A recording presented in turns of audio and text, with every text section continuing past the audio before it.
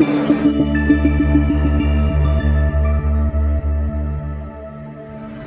are now tuned in to the War Party Paranormal Radio Show, where we will be discussing actual audio and visual clips captured during the team's investigations.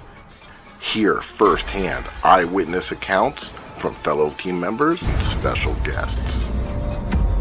Now smash that like, subscribe, and follow button, and let's get ready to welcome team leader and your host, Eric Vanderlaan, and tech specialist and co-host, Mike Del Coro.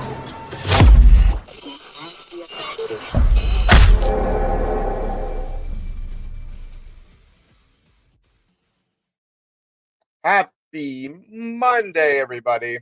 Yep, it's me, only me, no Mike again. But no worries, he's doing the final move on his house, so congratulations to Mike. And be on the lookout for your invitations for his pool party, all right? And I'm sure he's appreciating that I'm announcing that over the radio. But anyway, I'm Eric Vanderlaan. I'm the host of the War Party Paranormal Radio Show and team leader of War Party Paranormal Research. And welcome to the show. And we have an amazing guest tonight. Actually, we're going to be streaming live at a haunted location, so that's pretty cool. So we're right around the corner. There's the biggest Paracon in the U.S. that's going to be coming up. It's going to be the Gettysburg Battlefield Bash, and the War Party will be representing proudly on behalf of our team leader and co-founder, Scotty Burns. That was her favorite Paracon to go to. She would never miss it. So there he is, and there's my producer. Welcome to the show. Happy birthday coming up. Oh, thank you. Yeah, I'm 3 minutes away from being a 4th of July baby. 12:03 a.m. Can you believe that? My mom tried really hard to make it a 4th of July, but I still celebrate it, though. Also, before we started the show, we did hear, because you just mentioned it about it being a haunted location. Yes. Well, we heard, I heard it. I don't know. Yes, you heard it. We heard voices. Pam was one of the guests, was in a location in the house, and I heard voices. I'm like, there's no TV. What's going on? So right, it's kind of like a conversation in the background, like a TV was on. So so we'll see. It's an interesting night. So everyone, buckle up your seatbelts. Happy 4th, wild ride. Happy 4th, Bill, and happy 4th to everyone else. I hope you guys have a great and safe weekend. So, damn it, Bill, you got me all distracted. So we have an amazing show. We have Pamela Berry and possibly Stephen. They run the Gettysburg Battlefield Bash. And we also have our teammate, Lori, from War Party Paranormal. And she also helps out at the Gettysburg Bash. And we might even have some few surprise guests popping on. So I got a little intro video, and I'm going to play it. And here we go. Bam.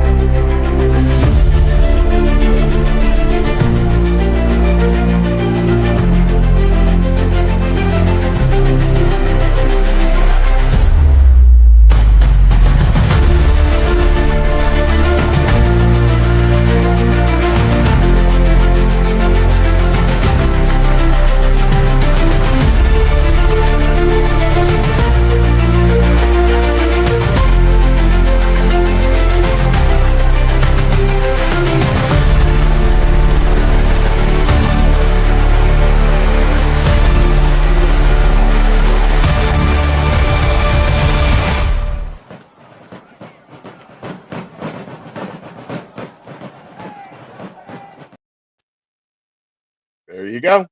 So without further ado, let's welcome Pam and Lori. Pam and Pam.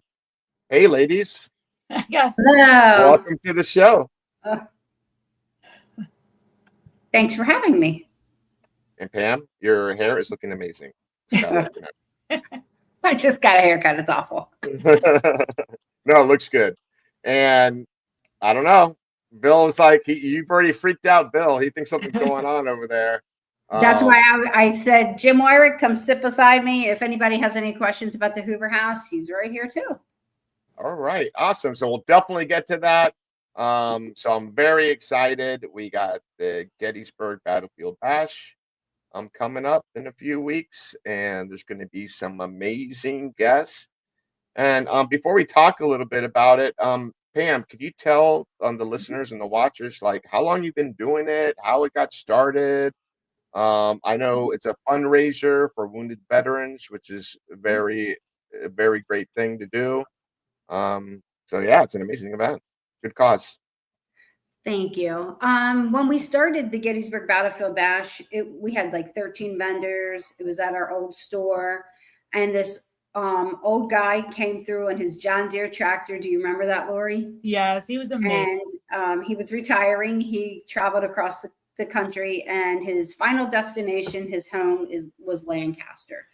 And he just said something that really struck us all. You guys are really doing really good work here. You have to keep doing this. And we were like, okay, we will.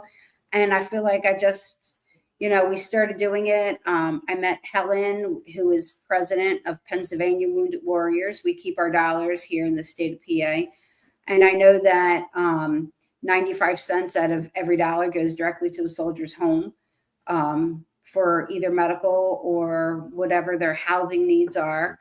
And then we also do Dana's Pink Wishes, which is we collect toys for children whose parents have a cancer diagnosis. And so we ask everyone who comes to the bash to please bring an unwrapped gift, boy or girl, doesn't matter the age. And we also do John Buckland, who was Heroes for Hire. So he's Batman. He takes kids for their victory rides who have beat cancer. Unfortunately, sometimes the bash money has to go for a coffin or final expenses. But it's kind of developed into a big family reunion. And the really cool thing about our event is every charity that we support is there on they're right there. You can talk to them. You can ask them how the bash treats them. You can ask them any questions at all. And Helen she's a hero to so many men and women.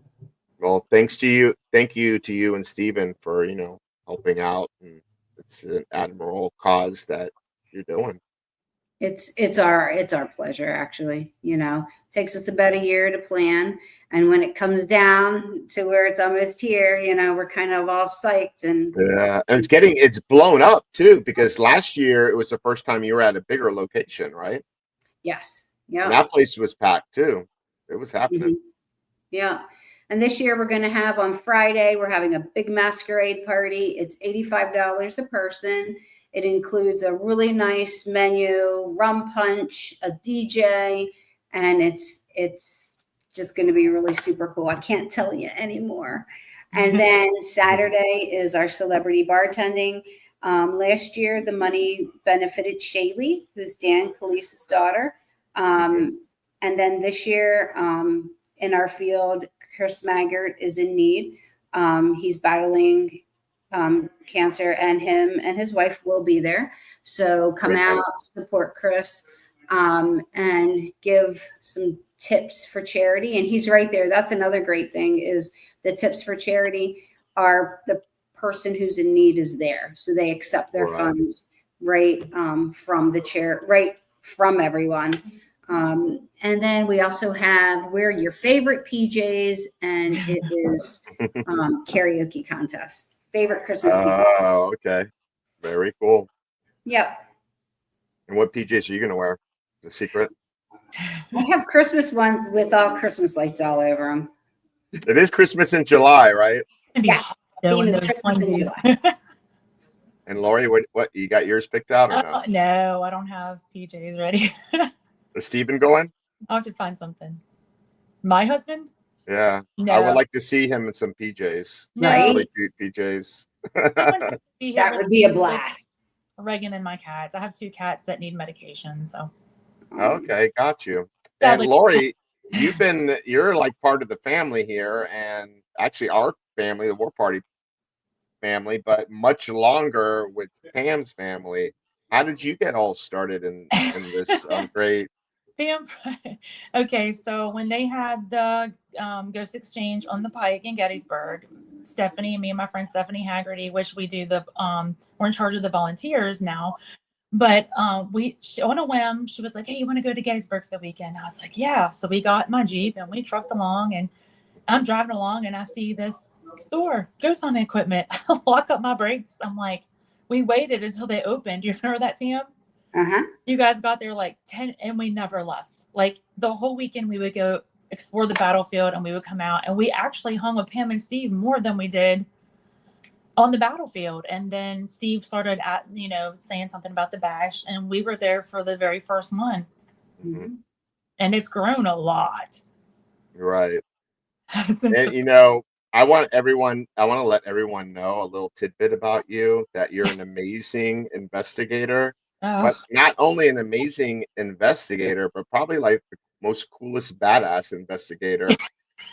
People listen, she has this bright blue Corvette that she pulls up at a haunted location, and then these suicide doors pop up and she comes out with the equipment. Like, it don't get any badass than that. Am I right or wrong?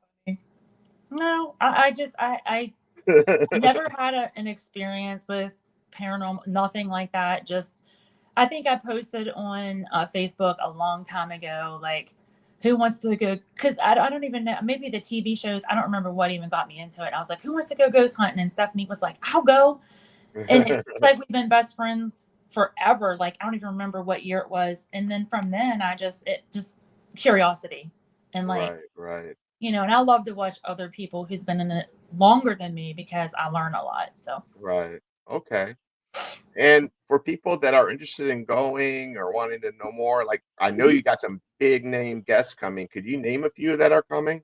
Yeah, let me pull that up, because if I forget one, they will get me. By the way, who won the celebrity bartending last year? Brian and Rochelle. Figures. they're so fun. And they are they're going hilarious. to be there to, they're going to win again. I believe All it. right, so we've got John Zappis, we've got Dan Cleese, we've got two of the Wraith Chasers, Mike and Chris. Nice. We've got Brian Murray and Rochelle, Daryl Marston, Sean Alston, Shane Pittman, Dave Schrader, Gene Snitsky, Ron and Lourdes, Cody and Satori, Josh Purvis. We've got the sumo wrestler, Mike King from Ghost of Shepherdstown, Wes Coleman, who is Cops from in Canada. We've got Adam Bonnet, which is Glider. We've got Santiago. Love him. Okay. Love them I've all. heard of him. Bob and Gina, Vortex Ghost Gear, Vince Klein, Kelly Miller, John and Chris from the Expo, Larry Eisler, Dave Spinks, Big Jim Jones. Sorry, my vision is so bad.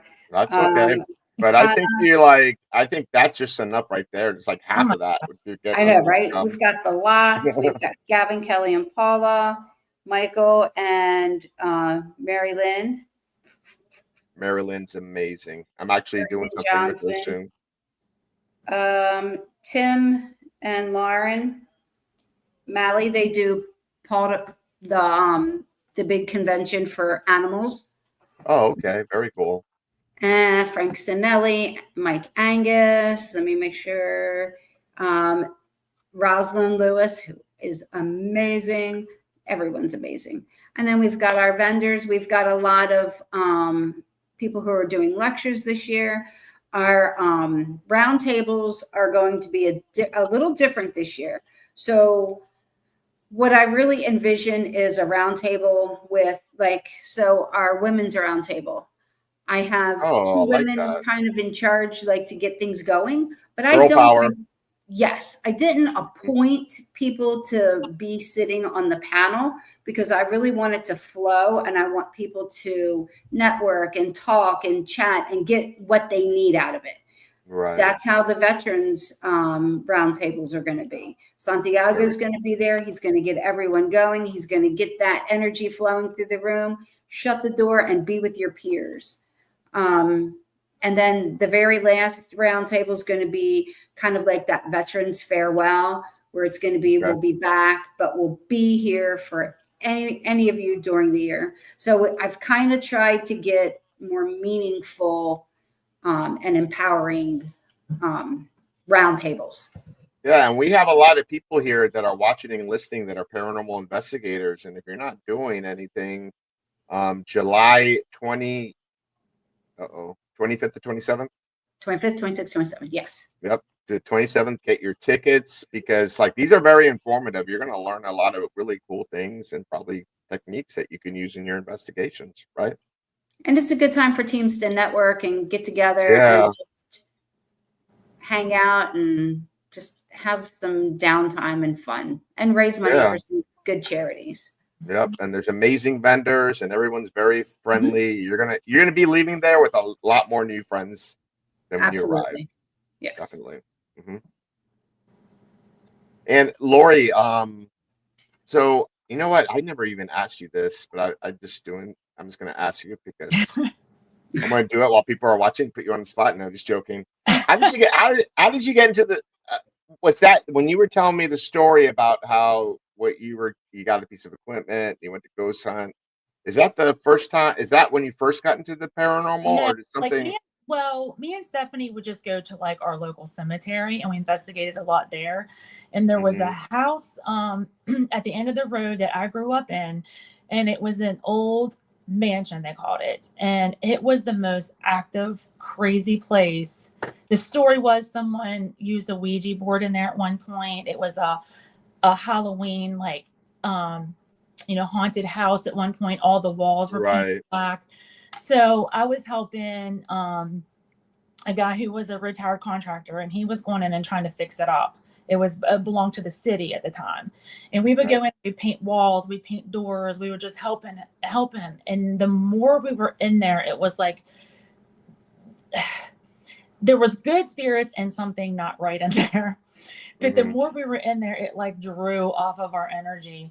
And I had an experience that the next day I took the keys. His name was Leon, and I handed him the keys, and I was like, I'm done. I'm not setting foot in there again. But yeah, I never really had anything happen to me in my younger years or anything. I don't know. So that piqued your interest, that drew you in. Yeah. Well, I was going to the cemetery before this, but then this really like kicked it into gear. But yeah, I mean, I love Gettysburg, and Pam and Steve told us some key places to go to in Gettysburg, and we did that. But I told Pam we left, and we came and we never left. That's good. We don't ever want you to leave. We hung out there. It was so fun. Very cool. And like, so you've been with our team and you've been investigating for a while. What's your favorite location that you've investigated down here with us? I never asked you that. I have to say Gold Coast. Like that was that's badass. And that's what's so disappointing to me with my lungs, because some of those old rail cars in my lungs and inhaling that was a fun night. It was really active that night. So Pam, the Gold Coast Railroad Museum in Miami used to be the largest naval air station in the U.S. during World War II. It stored the naval blimps there that used to patrol the Florida coast for German U-boats. Okay. And it was huge. They had 3 hangars that could hold 6 blimps. Like, imagine how big a blimp is to hold 6 of them. Wow. So back in the 1940s, a hurricane came and ripped off one of the roofs, and one of the blimps caught on fire, and all 3 hangars blew up. And there was some tragedy. People had lost their lives there. And then over time, I believe it was part of University of Miami, and now it's a railroad museum, and they built a smaller hangar over the original blimp hangar. So like the same like foundations there, some of the structure and the brick from the base of it is still there. Wow. And then inside, you got all these historical rail cars. The most famous is and this is probably Lori's favorite car is the Ferdinand Magellan, the presidential It's cool. car. It's very cool. Reagan, Roosevelt, sounds like Truman. we need to do a road trip. Yeah. So you got that one. You got a segregation car, and you got a California double-decker Zephyr car and an Army medic car. Mhm. And it's almost like a portal because like all these cars have all their individual personalities. And then there's remaining structure from the original Naval Air Station of the hangar. When we go into the maintenance room, it has a whole different type of personality as well. Like almost like girls, like women get touched, attacked. My girlfriend got her hat flicked. We had a girl like had their finger run on her face. I saw a full like shadow figure. And I think like back then it was in officers' quarters. And I think back then, like I guess there wasn't much respect for women in Right. the 40s. So maybe that was an area that was strictly for men. So I think that's why whenever there's a woman there, something happens. But I know, Pam, if you go there and that happens, you're going to be kicking some major ass. That's for sure. And Scotty Spirit will be there too. That's right. Exactly. That sounds right? like a great place to go, though. It was cool. It's amazing. It's huge. Inside the hangar, there's 4 lines of rails with cars that go all the way outside the hangar, and then there's a rail yard, and there's cars all the way lined up there. Wow. So And very cool and historical place. We went into some of those that are further down, and they're mainly like engines, like you know, like The ones outside the hangar in the grass, right? Oh, the ones that are like down all the way down. Yeah. Mechanic shop. They're just row and row of just you go in them, and it's just like the engine room part. It was you wild. See shadow figures like walking through the windows inside the abandoned cars. I've captured a thermal figure of almost like a bear-like animal, like crawling underneath the car, which is really weird. It was like a cold spot, but shaped like an animal. You know what's wild about that? The zoo's right there, Eric. Yeah, the zoo's there too, and on the other, and right on the other side is like a top secret military base. Mm-hmm. And there's a rumor there that they used to test monkeys there. It was like a testing place for monkeys for like, I guess, I don't know, they were doing experiments or something, but it's really weird because when we're out there in the middle of the night, we're with the IR cameras and thermals, all of a sudden security pops up behind the fence because there's a fence that goes along, separates the military base and the museum. Right. And they're like sitting there, like watching us, spying on us, like, what the fuck's going on over there with all this equipment? So that's pretty cool. So we're at that point where I got to pay some bills. Okay. So I'm gonna play a few ads, and then I want to talk about the Hoover House. Awesome. That place looks really cool. Okay. All right, and usually Mike's in charge of that, so bear with me as I pull them up. All right, so let's go with this one. Bam.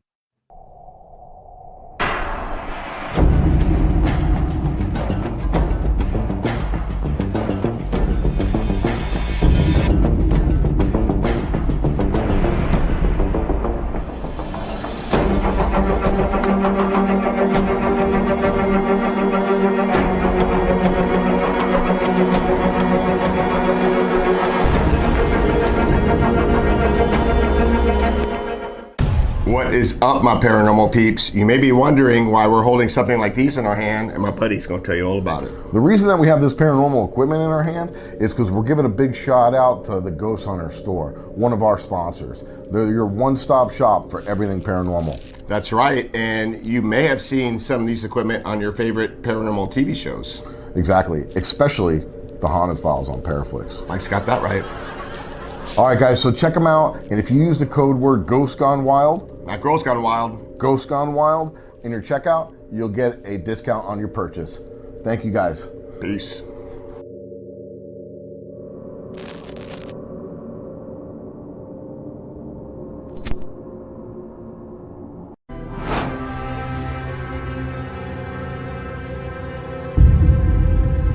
Hi, I'm Eric, and this is Mike from War Party Paranormal Radio Show and the Haunted Files on Paraflix. And Mike, we got something pretty cool, right? Heck yeah. So, I want to talk about Haunted Happy Hour, spirit-infused coffee. They have many different flavors, all kinds of different stuff. They're great people. They have a podcast with great content, and they got an amazing product here. So, this one actually is Sweet Rum Bliss. And what's amazing about this You order this product and you also get 1 month free subscription to Paraflix. So you can watch us. Yeah, and you might be feeling dead inside, but get caffeinated with Haunted Happy Hour. All right.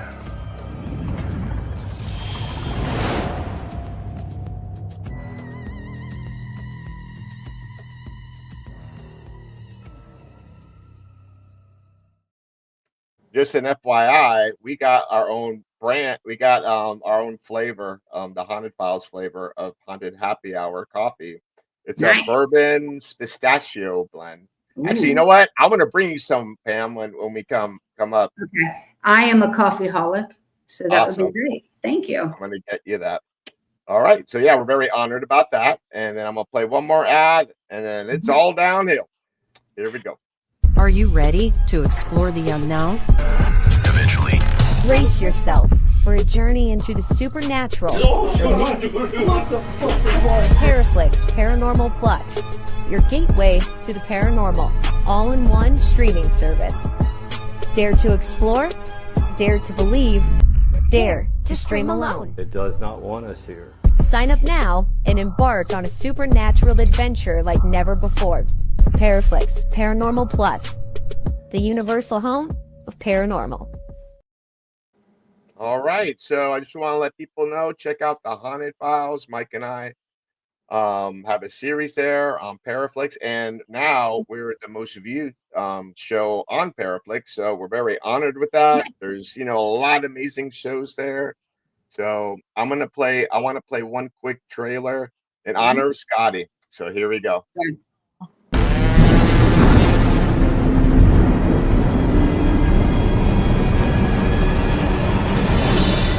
Clearly an old human skull and then some arm and leg bones.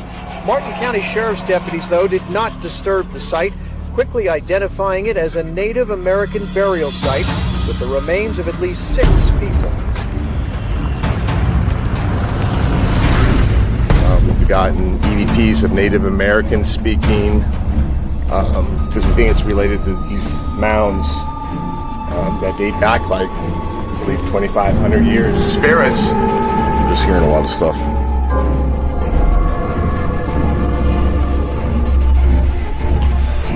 All around me in these woods.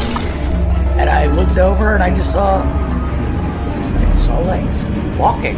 And like a torso, there was half a torso there.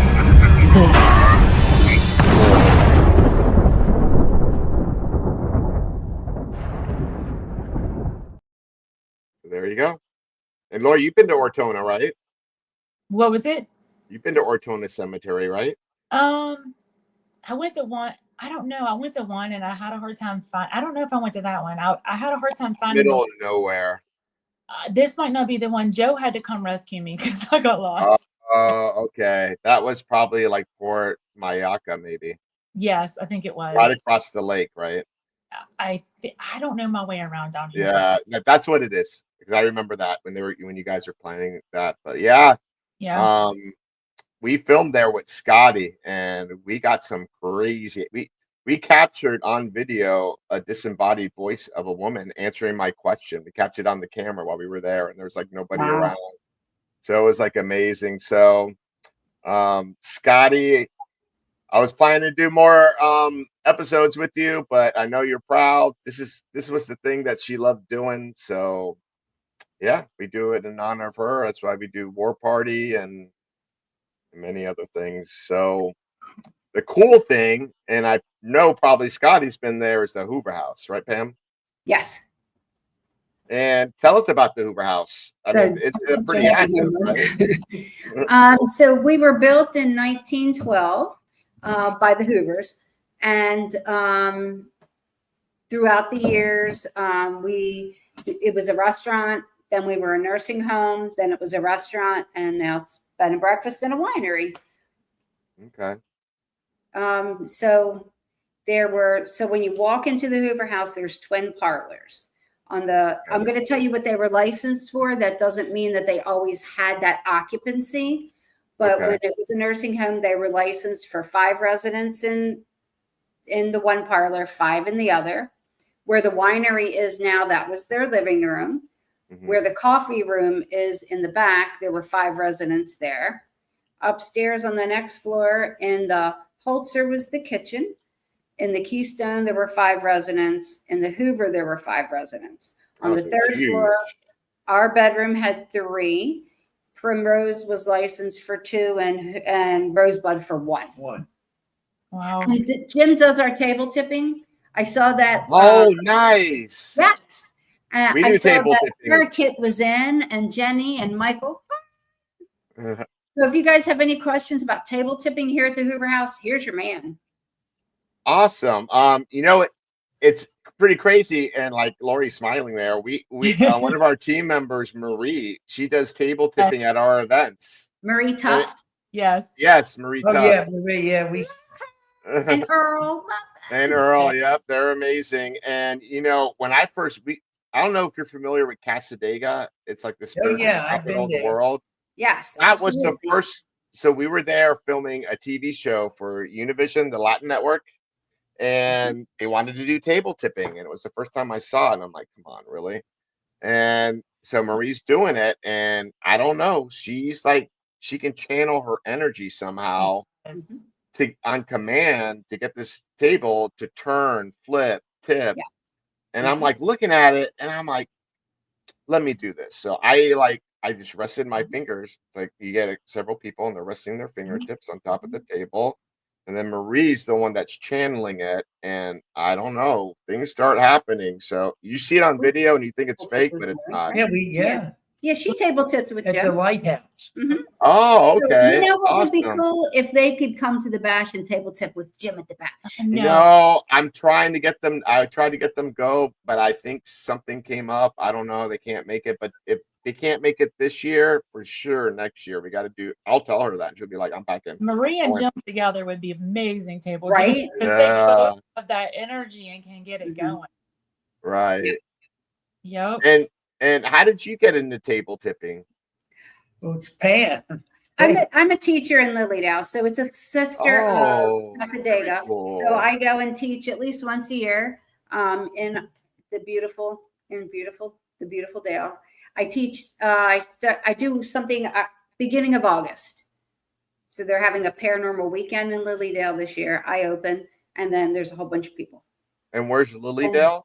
Lilydale's in New York. So it's the sister. No, who was your Bobby? Bobby Robinson. Bobby Robinson. Yeah, she came down and table tipped with Pam and Steve, and this is when they had the lighthouse, the other building they operated, and then my son-in-law Dave and I, they used to have us come over and do investigations and host stuff over there. And finally, after they had been taught table tipping, and I knew about it, I had never done it. They said, "Oh, Jim, you got to try this." So you thought it was crazy, right? Yeah. And I'm telling you, it was Dave, our psychic, a girl named Haley, and myself.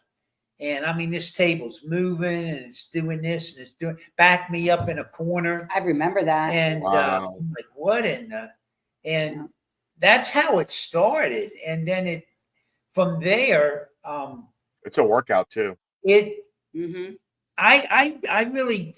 just consider myself a strong empath. I don't have really much beyond that, but it's all with spirit. And for some reason, I try to keep my spirituality very high. And I approach this from a Christian base.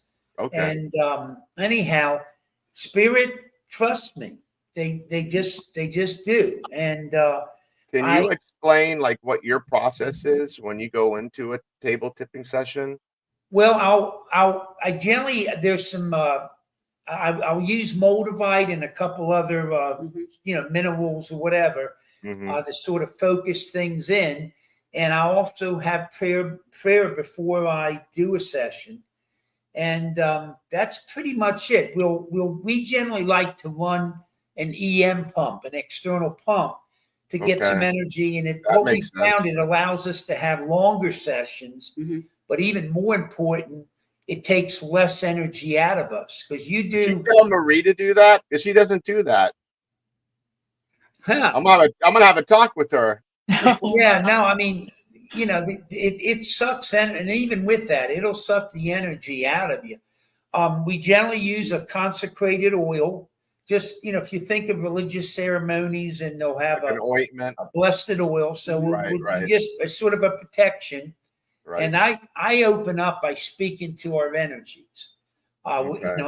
We always ask them to respect our guests at the table, and we sort of vouch for those people. And then oftentimes we've had to ask people to leave, or we won't allow people to come to the table if we pick up on various things. And anyhow, luckily Spirit takes us in their confidence, trusts us. And normally we have a set of tables that have found us. They've revealed. That's what Marie told me. Yeah, they find you. The table finds you. Absolutely. You don't find the table. Yep. Mm-hmm. And it will reveal itself. It generally will reveal its story, who it was, when it was, family, whatever.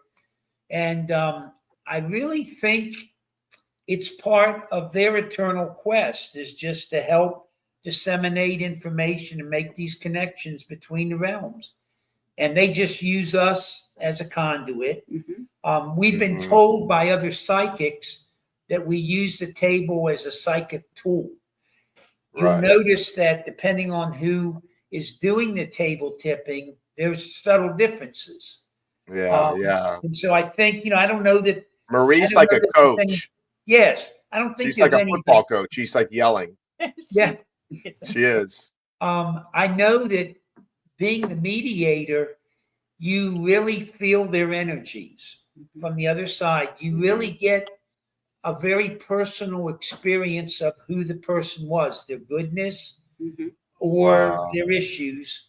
But and some people, it's almost humbling. They're just so good.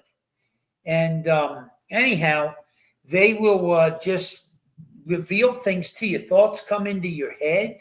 Might be somebody wanting to hook up with their grandfather, and suddenly a name Howard comes into your head. And so I'll just say, was your grandfather's name Howard? Yes, it was. And we didn't, just popped in the head. So they generally conduct everything. We don't. The one thing we do ask is that if anybody at the table or in the room, it can be emotional if you're contacting friends, family, loved ones, but it should never feel strange or foreboding, or, it shouldn't have a negative bent.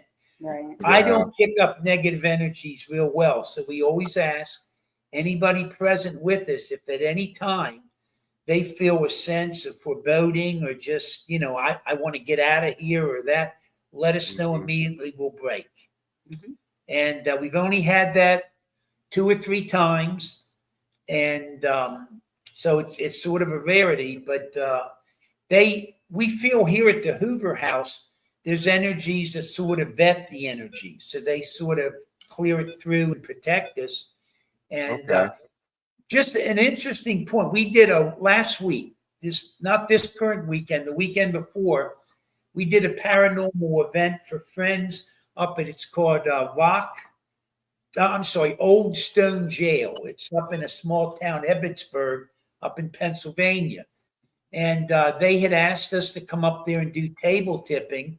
And we were inside the jail, and we were in a cell where they kept it reserved for people with severe psychiatric issues or the condemned. They did hangings at this jail, and it was for the condemned people before the event. And at each session, I gave a prayer for protection, just so that no energy, whatever, would negatively impact anyone. And honestly, once the energies came through, the emotion, the feelings in the jail was all uplifting. It was good. It was refreshing. So the jail setting really didn't factor. We were just as secure and good feelings as we all were here at the Hoover House. It was the first time we'd ever done this in a setting like a jail. And so that you think that could help with residential cases as well for helping people? We've done that. I've done that in homes. We actually now many times we'll use a table in an investigation, because Really? oftentimes some things will come out, or they'll explain various things just on the surface of it. I have a friend here I'd like to introduce. He's moving down in the area, and he's well experienced in the field. His name's Mike Simpson. I'm just going to tilt this so you can see Mike. Hi, everybody. Hey, Mike. How's it going? Good. And Mike has a lot of experience. He's hosted investigations, worked for a lot of different event crews, and he has seen us with the table tipping from a more annoyance, annoyance thing, where it's and just make a couple comments from a sort of like a newbie. Well, I have a quick question. Yeah. Quick question. So I mentioned like using it like in a residential case, and you said yes, and how you can like in a way communicate. Is it like communicating, like the energy, like going through you, and speaking to you? It's not like asking a question and it does a command to confirm it or something like that. Well, there's a couple. You can use other equipment. We sometimes will use a phasma box while we're working at table tipping, and it will give you voice responses through the phasma box. Like, are you a woman? Can you spin the table? Like those type of questions? Oh yeah. Oh sure. Oh, interesting. Oh yeah. Yeah. We generally will ask various IDs. Now, a favorite trick, once an energy's come through, and we've denoted whether it's male or female or whatever, we'll also ask the person who it's there for as a form of ID. In other words, like, do you know the birth month of this person? And they go, yeah. And so we ask them in their head without saying anything. We ask them if they'll say a few months in their head, and we ask the spirit, just for ID purposes, if it will move the table to the person when they say in their head the proper month of the person's birth. So we're just all sitting there at the table, everybody. Nothing's being said. And suddenly at some point, the table jerks or moves or slides or even hugs that person. And then we'll say, was that the right month? And I'd say probably 95% of the time it was. Can I come up to Gettysburg and have a beer with you guys and pick your brains? Because this is I'm so fascinated. Are you guys going to be at the bash? Yeah, we will. Awesome. I'm going to talk to you guys for sure. Yeah, we help them at the bash, and actually, we one of the things is we feel that it being of a spiritual nature, we don't feel like taking any kind of funding for this. So that, like, for instance, if Pam has an investigation and of course she'll, have an amount, she'll often just write table tipping included. So if people are interested, we'll table tip. We're not charging them for that. Because, then you start getting into what we call priestcraft, and we want to avoid that. We are doing, and we've had so many people that may have had reservations initially, maybe were a little fearful. And then once they see it, I said, I will guarantee you, it won't be scary. I mean, it's outside. It's sort of uplifting, right? That's what I feel. It's very uplifting, and it really there's various things that they constantly tell us to reveal from the other side, lessons. And it really is a beautiful thing. Our families are around us.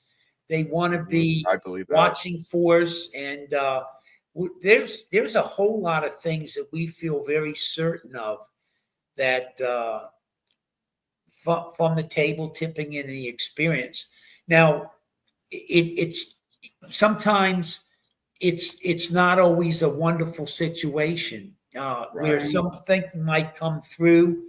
And it was a difficult situation here where we had a father come through once, and in life, this father was going to kill the woman at the table as a child, was going to kill her and kill her mother, and then kill himself. And because of a thing that got revealed, he left the area where she was a babe in a bassinet.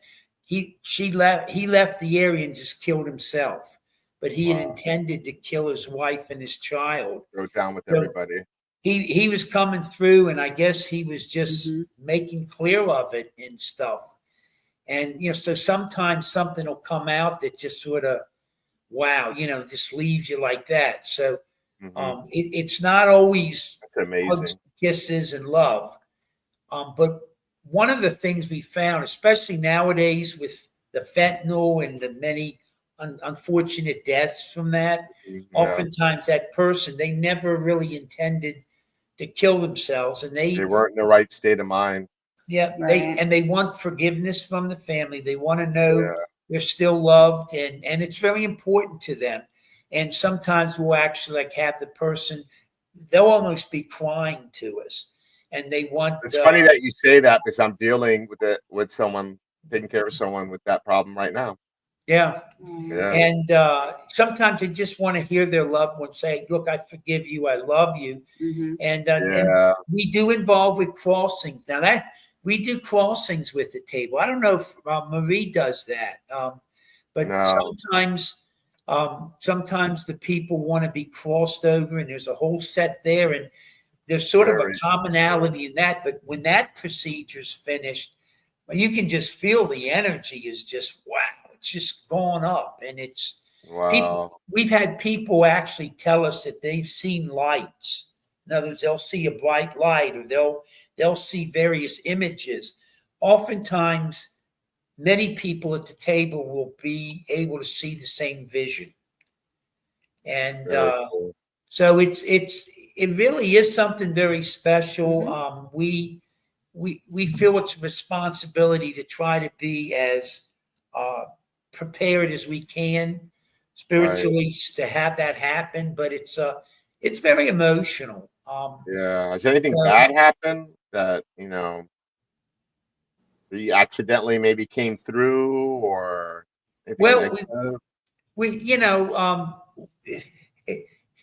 lot of this is thinking on your butt. In other words, on the fly. On the fly, exactly. Yeah. We had a situation once where the lady at the table, she's a grown woman now in her 50s. Anyhow, her mother had died several years earlier, and she was wanting to hook up with her mother, and her mother was there.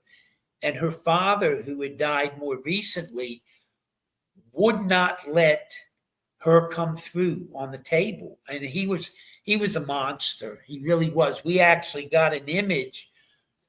Her mother was dying of cancer, and we got it. He would not let the children see her, and we actually got an image of him striking while she's lying in the bed, of her punching her in the face.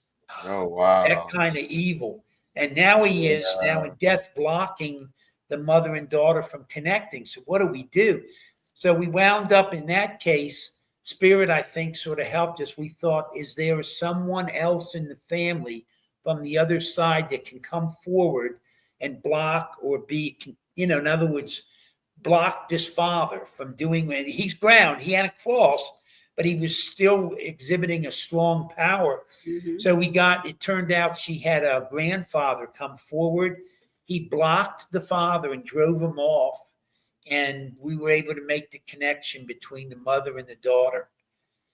So, some of this stuff is sort of outlandish to the point that you can't make it up. It just would have happened. And it almost sounds like that when you do practice it, you got to do it responsibly as well.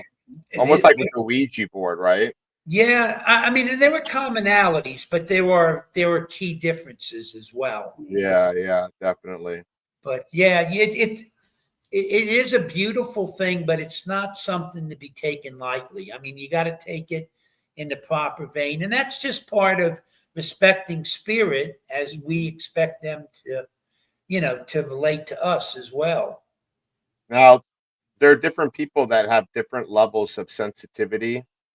Yes. Now, can anyone try to get into this type of field? And I think they. I believe people have it, but they just are lower. Some other. The more you work on it, the higher it gets. Right. I think they can. Now, we've had people who, seeing what's going on here, they want to go get a table.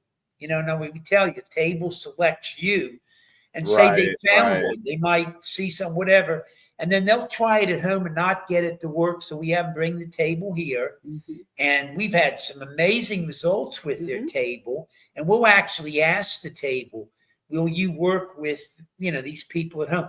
It does matter who's on the table.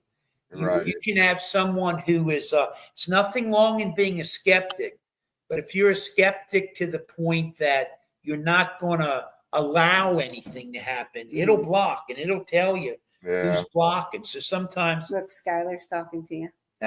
She just had her first tipping, 3 weeks ago? Yeah, 3 weeks ago. Skylar just said, participating in my first table session, Emma was so nice, and my dad said it was very emotional event. Yep. Yeah. Yeah, no, we animals come through. We had an animal rescue group here, and they rescued horses. Very cool.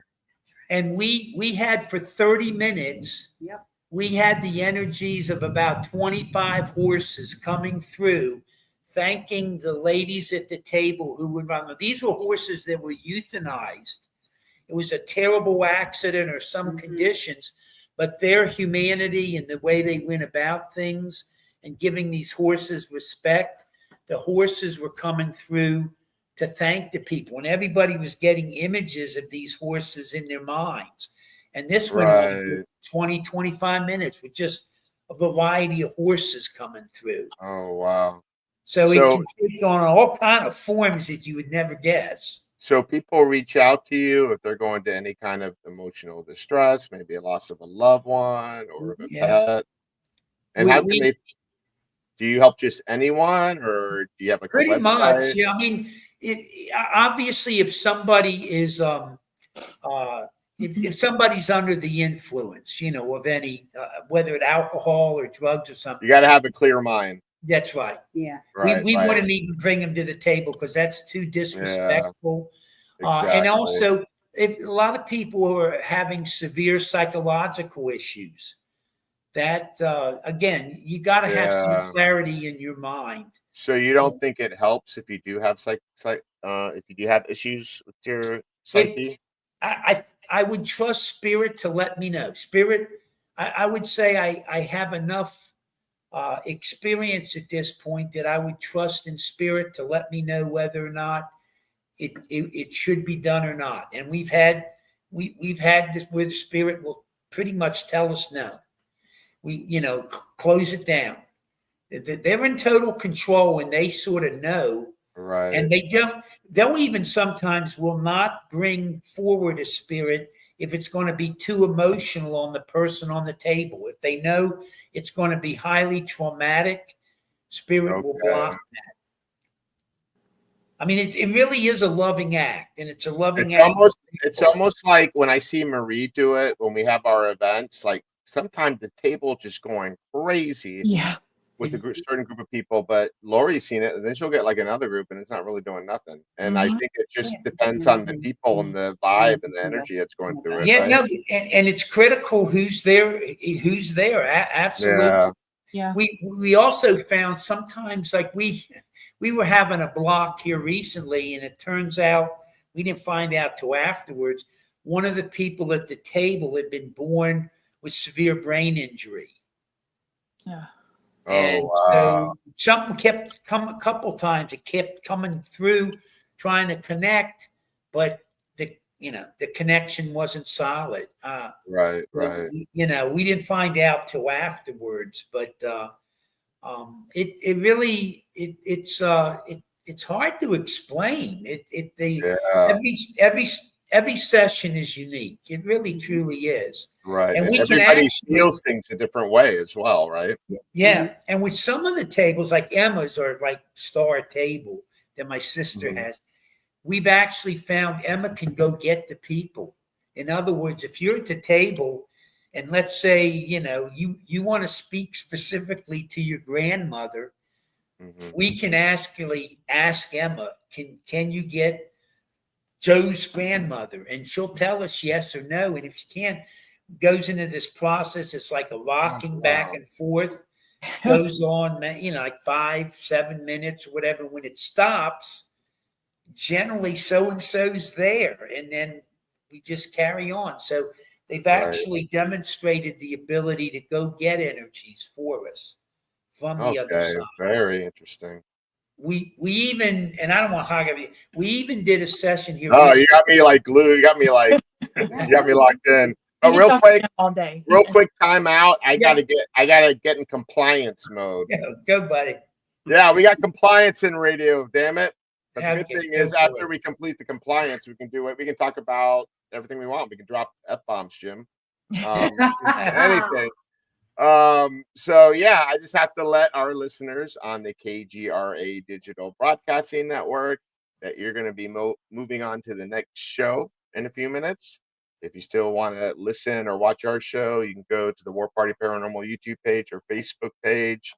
And for my peeps that are in the chat or that are watching, check out KGRA Digital Broadcasting Network. It's 24-hour radio of cryptids, UFOs, the paranormal.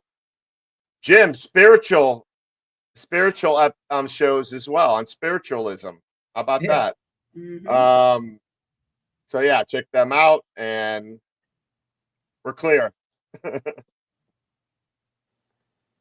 Compliance done for the night.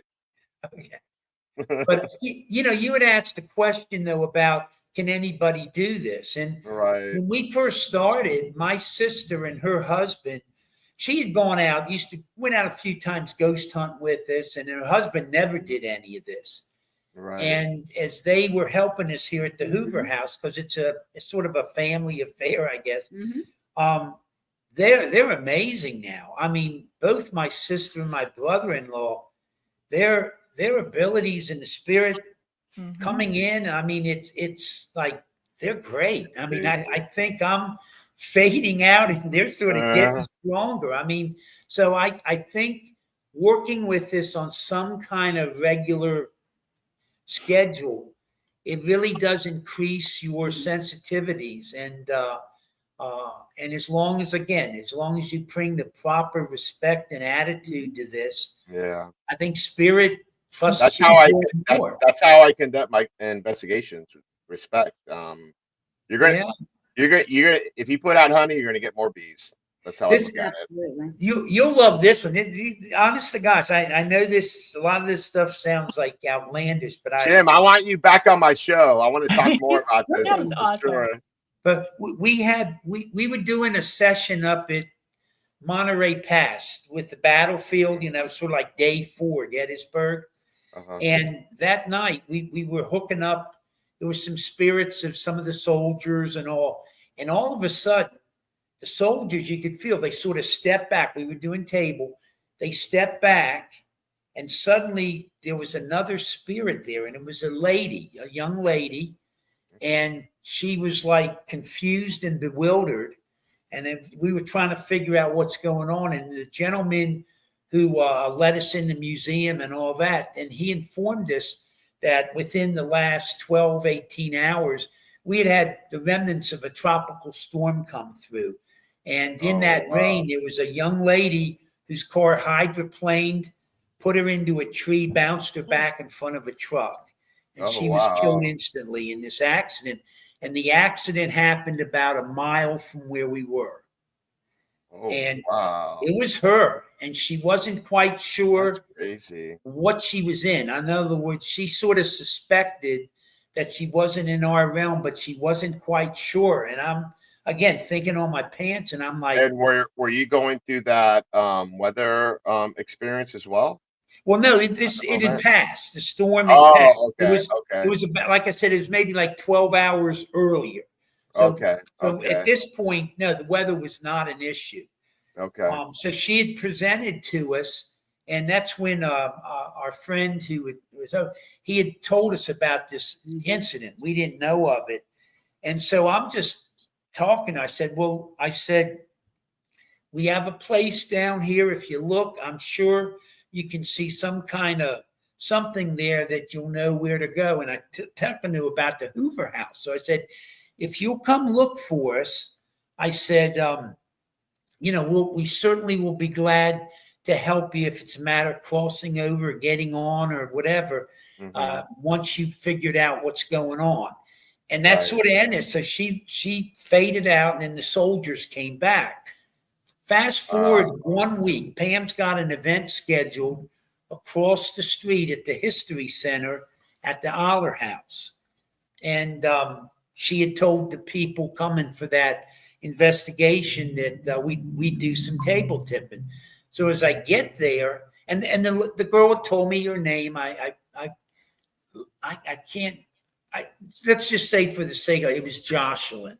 So anyhow, so I come down to the house about 8 o'clock at night. They've got the table up in one of the rooms, and Pam says, "Jim, they're all waiting for you. The table's set up and all, and there's people up there." So I go up into the room, and here are two ladies at the table, young ladies, and the one identifies herself that she's clairvoyant, and the other tells me she's clear audio. And I said, "Good." And she says, "There's a young lady here in the room, says you know her. Her name's Jocelyn, and she's waiting for you." Wow. And I'm like, Oh, wow. "What's her name?" And he goes, "Jocelyn." I remember that. And I said, "Oh my gosh." So we get on the table, and it was the girl from the week earlier up at the Monterey Pass. And she had figured out that she was indeed deceased and had spent the week going among friends and family, saying her farewells or making her presence felt. And she just wanted us to basically, I knew it would be an easy cross. I mean, it was a sweet. And anyhow, so we crossed her. Everybody could feel it and see it. But I mean, literally, as I got there, and they tell me, "There's a woman here in the room waiting for you, and her name's Jocelyn." I mean, I'm like, "You're kidding me." Yeah. So it's amazing what form this can take. Yeah. And you just blow my mind away, by the way. Yeah, we were able to cross her that evening, and that was it. We haven't had any more communication. I knew it would be a very easy crossing, but right. That was maybe like 4 or 5 months ago. It wasn't that long ago. So we've learned to it can take on any form. We adapt. Yes. Yeah. And then Steve will sit in on some, and he'll be getting real strong imaging. Now this one will blow your mind. We had a podcaster come in who has a huge audience. It's over 1 million people that he sees. And he came to the Hoover House, and I told him, "If you come, I'll come over and table tip." He'd never done it. So we start the process, and right away, as the table's moving on, he jumps up. He goes, "What?" Wow. And he's got this funny. big long thing of phones. He's talking to everybody on the phone, and he's going, "Holy Moses!" He goes, "People, I'm telling you, I'm watching these people." It's a regular table. Oh, I've seen people at our events. They're like, "Come on, really? Like, what's going on here?" So he keeps jumping up all the time and stuff. But anyhow, stuff was happening. We had equipment. It was triggering this. We said, "If you're around, hit the bell," and bing, bing, bing, the bell goes up.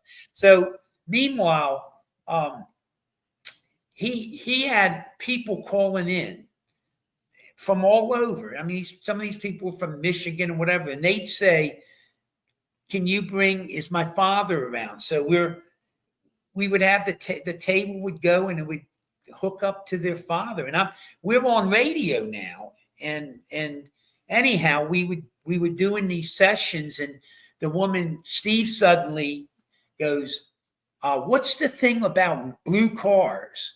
And the woman goes, "Oh my God, that's my dad. He would only drive a blue car." No. So she goes, "I know that's my dad." So then, and she's asking serious questions. In this case, her father had stopped taking his medicine. I think he was living by himself, and he passed away, and it was like 3 days before they saw him. Got to him, of course, I'm sure it was rigor mortis. Mm-hmm. And so she wanted to know if he had deliberately stopped taking his meds, and he came through and said he had. And then she wanted to know if he had died in his sleep, and he hadn't. He had died, but he was cool. He had seen, suddenly he's throwing names to me. And so I said, I forget offhand, but I said, "What's these two names?" And she goes, that was my father's father, and that was my father's brother, both who passed. And I said, well, they were both there to greet him when he crossed. He said, your father, he was in one high spirits, thinking great, all this stuff.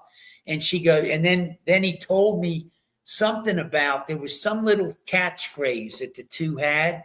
And he told me, he says, tell her this, he'll know it's me. Wow. And so I was able to tell her that. And we could hear her response on the phone. We couldn't see her. But, she, I said, like, gumlux or something like that. And she said, oh, my God. She started crying on the thing. And she says, that's what my daddy called me when I was young. And, you just, and this guy, he would ask him, he said, well, what do you think of this? You think this is God? They're going, I had some doubts, but she said, no, it's on the radio. We knew nothing of these people. We didn't, but that night we did about 45 minutes. Steve and I were with him. We did about 45 minutes and maybe about 15 different people that we were actually able to bring someone in that, they were wanting to talk to and be able to engage. And then they revealed things to us. And, now when that's like that, it wastes you, even with the pump. I think I need to go to the Hoover House, and maybe we should try to talk to Scotty Burns. Yeah. Yes. Oh no. Well, we had Scotty come through once on a stage. Oh man. Yes. Can we try to do that when I come up for the bash? We can certainly try. Right, awesome. We'll have my sister will be here with Emma, and we can certainly try to bring Scotty through. I'll make sure you guys get a spot. Yeah, she's come through once that I can recall, because Scotty looks just like my son-in-law's mother. Scotty was taller and a larger woman, but in the face and stuff, they look so similar. They look like they could be sisters. Yep. And and Steve, a couple of the people that we've lost that were such a portion of the bash, they've come. Matter of fact, Eric. Everybody knows Eric. We were here just this past weekend. Eric's wife and his daughter were here. Eric came through on Florence. And we had probably a good 30, 40 minutes where they could ask their dad or mom husband questions, and he was answering them. And this is interesting. The first time we've heard, Eric was telling us, and if you see Eric now, Eric is a slim man. Okay, he's not like, and Eric's he's got a great name. He's got a great name. Hopefully he spells it the right way. So anyhow, Eric was telling us that even though they don't need to eat food, because the nourishment, you still have that sensory pleasure that food gave you. So it's sort of like a weaning process. And so what he's been doing is trying stuff that he hated in life. Now he still ain't touching vegetables. I can hear him now. That's funny. But Oh my God, there that's was great. a couple foods his daughter was asking that he did not like when he was here that he's tried. Again, it's not that they're actually eating, but sensory, they sort of create that and create that effect somehow. And that's the first time we've had energy tell us about that.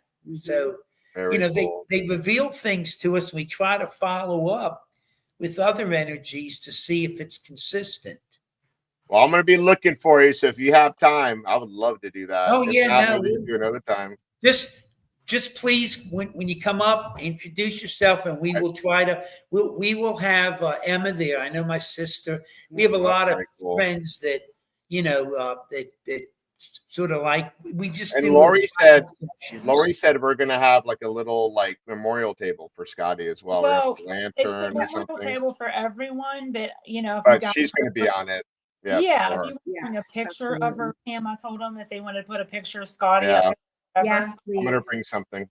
Now, one of the funniest sessions we've ever had, Lori was in on, and that's Lori's friend. Oh my gosh, Stephanie. Lori's friend Stephanie, and this was after the bash one year. I think it was Sunday evening after the bash, and they wanted a table tip. It was here at the house. I know what you're going to say. We had a table that was the spirit of a British soldier from the 1800s was connected with that table, and he recognized Lori's friend Stephanie as a hot lover from the past. That table later it did not leave. And Remember that? This was an X-rated table session. I mean, you didn't have to use your imagination. You knew what this table was trying to do to Stephanie. And she had to kept saying, I'm trying to think of Zag. I think it was Zag. Zag was and she kept saying, Zag, get back, get back. Yeah. Yes. And it kept and it was, it would fight back, and then when she'd sort of turn herself, it would come at her again, and it was quite literally was trying to mount her. I was trying oh my God, that's not funny. to laugh because Jim is so serious and he's in his element, and I'm like tears streaming down my face. I'll never forget that. That was that we may have had 2 or 3 sessions out of all the ones we've done that had a sexual element to it. But I remember that was a riot. Like, we were all wow. Like, I don't think you should be doing that, Jag. And I'm just like, that's funny.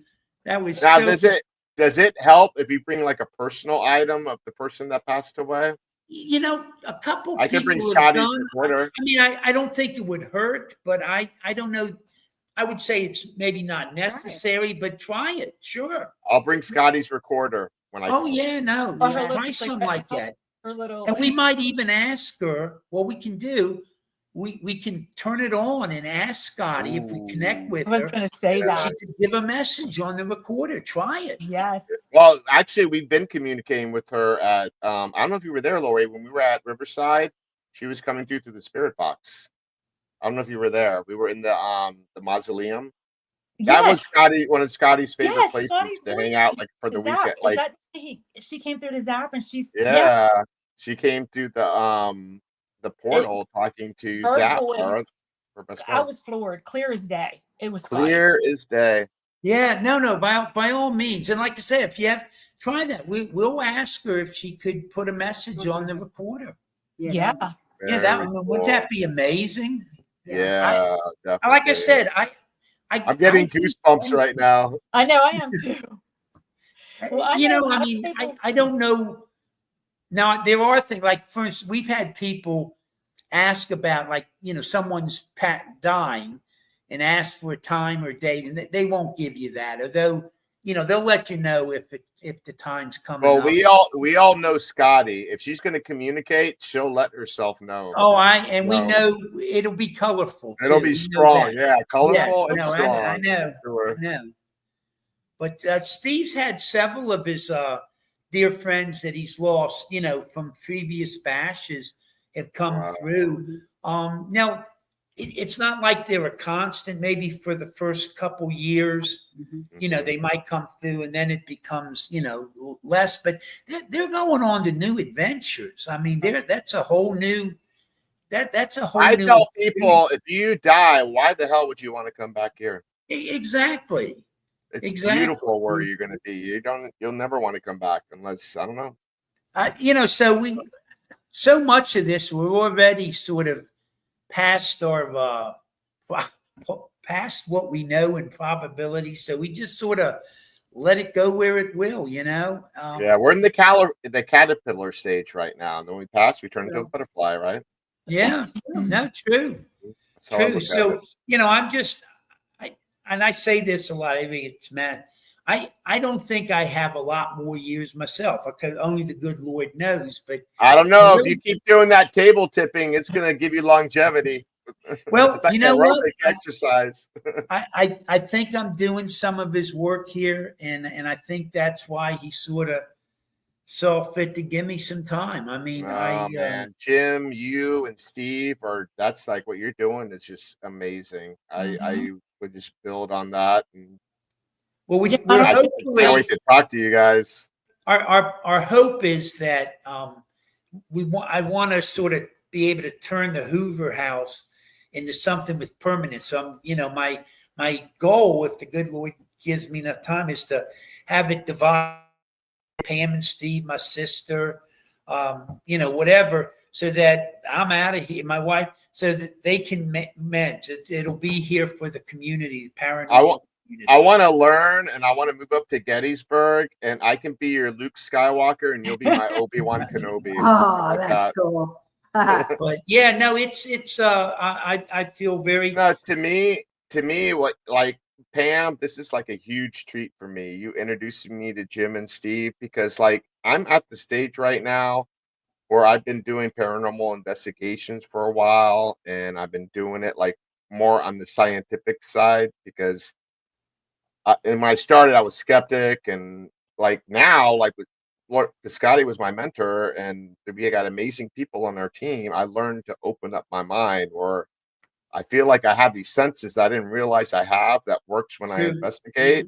So I want to get more towards the spiritual side of the paranormal than with the scientific and the equipment. I don't like, my goal was always like, hey, I want to, like, I get crazy stuff and I just want to show everyone what I capture. But now for me, it's more like, it's more of a spiritual journey. Well, I want to learn and grow. That's sort of where, I mean, my gosh, I was on Gettysburg 30 years ago, doing whatever. And I'm, and not that I want to diminish it, all that's part of the learning in that, but now, I mean, it's a different experience. I just want to try to find out from the other realms what we can do, if we can help heal people from this side, because of, relationships. It's all about the love. We know love is eternal. And so, that's sort of what, I know it sounds corny and all that, but I mean, it really, that sort of has meaning. The other stuff's neat. I mean, it's always good to get a class 1 EVP and, oh, wow, listen to this. But when you have a spiritual moment,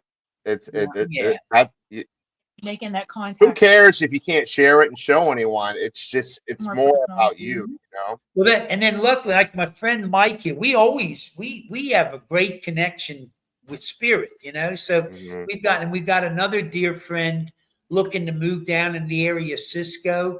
So it's sort of weird. We've got things going on here that it looks like coming to Florida are bringing groups together. In Waynesboro, we've got a lot of places here now, neat places with a lot of energies. Very nice. And Gettysburg in some ways is closing it up. I mean, they're unfortunately, I guess politics is getting involved over there, and they're sort of, in some ways, trying to get away what Gettysburg's all about.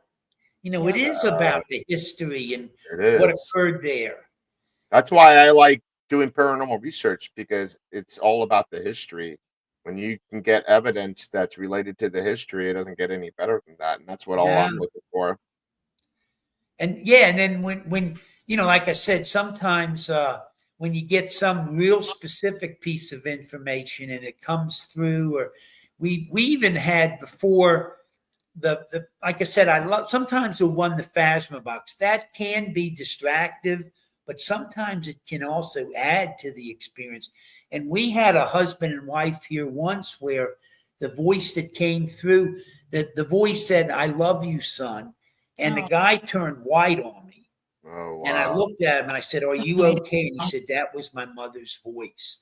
And his wife was at the table at the time too. And she said, that was his mother's voice. Now, we wouldn't have known that because we'd never heard her, and that's a rarity. I mean, that's not something that, but we've had stuff like that happen before. So it does lend credibility to the possibilities. Yeah. Don't sell ourselves short. Who knows? No. I swear to you guys right now, I'm in my husband's office and there's a Gatorade bottle over. I keep looking over there. It's got the cap on it. I keep hearing this noise and it's rattling back and forth. No way. Really? It's just been the last 20 minutes since you guys have been talking about. It's crazy. Well, let's maybe Scotty's around you guys. Yep. And so let's maybe that's her right there. That could be her, right? And so Scotty, confirming. Please come to the bash. We know you probably will. And you have friends and people who think very cherished thoughts of you that want to hopefully hook up, connect up, just to feel your presence. And we'll be open to table tipping. And please, hopefully you can take advantage of us and join us at the bash. Yep. We're here to celebrate you, Scotty. Absolutely. Yep. Well, thank you, everybody. Jim and Steve, we definitely got to do another show with you guys because we can go 5 hours, 10 hours with this. It's amazing. Pam, thank you so guys. much for being so Good seeing you, Lori. You too, Jim. I'll see you in a Yep. few weeks. How's your mom? She's doing better. Good. Well, we've been having her on the prayer rolls, and we keep her in our daily prayers, hon. Thank you, Jim. I really appreciate that. Can't wait to see you guys at the bash. Yeah, looking forward to it. And one last time, Pam, where's the easiest way for people to get info on the bash? Just go to the Facebook page. Go to the Facebook page or simply give me a shout, 717-521-7465. All right. Tickets are at the door only. We don't do third-party ticketing because, of course, third-party ticketing would take funds from that, and that's that's a donation. So it's $20 at the door, $85 for the Friday night masquerade ball. We have maybe 7 tickets left for that. So it's not too late to grab your ticket. That's a great deal. The entire run. Yes, and for $20, it's for the entire weekend, not per day. That's a great deal. Ask Lori. Anything like that here in South Florida would be $150. Yes. That's an amazing And our deal. menu for the masquerade ball is amazing. Awesome. It looks good. All right. Well, I can't All right. wait. And thanks everybody for being on the show. Good night, everybody, and peace. Good night. Thank Safe you. travels, guys. Thank you. Take care. Look forward to seeing you soon. We will. Bye, guys.